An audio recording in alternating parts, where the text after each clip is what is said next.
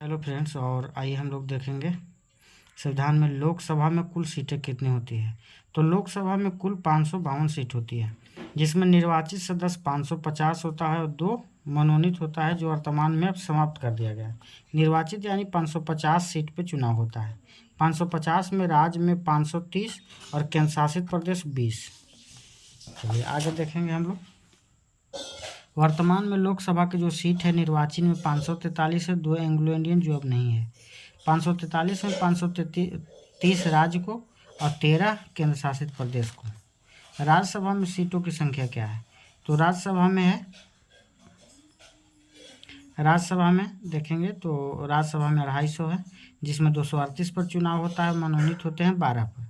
और राज्यसभा में 234 चुनाव होता है राज्य में और 4 केंद्र शासित प्रदेश।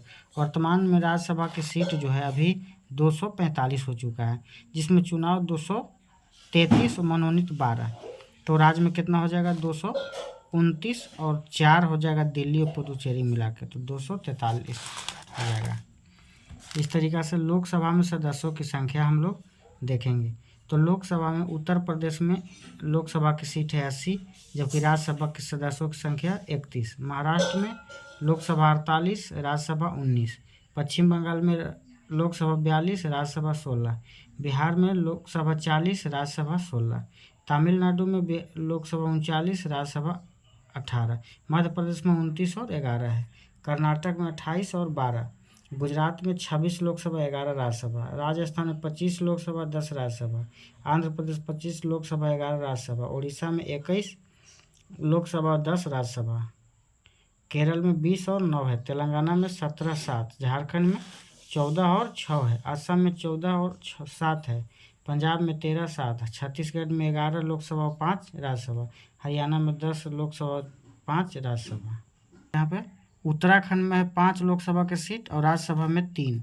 हिमाचल प्रदेश में 4 लोकसभा और 3 राज्यसभा। मेघालय में 2 लोकसभा और 1 राज्यसभा। अरुणाचल प्रदेश में 2 लोकसभा और 1 राज्यसभा में है। और गोवा में 2 लोकसभा, 1 राज्यसभा। मणिपुर में 2 लोकसभा और 1 राज्यसभा। त्रिपुरा में 2 लोकसभा और 1 राज्यसभा। सिक्किम में 1 लोकसभा, 1 राज्यसभा। नागालैंड में 1 लोकसभा और 1 राज्यसभा। मिजोरम में भी 1 लोकसभा और 1 राज्यसभा।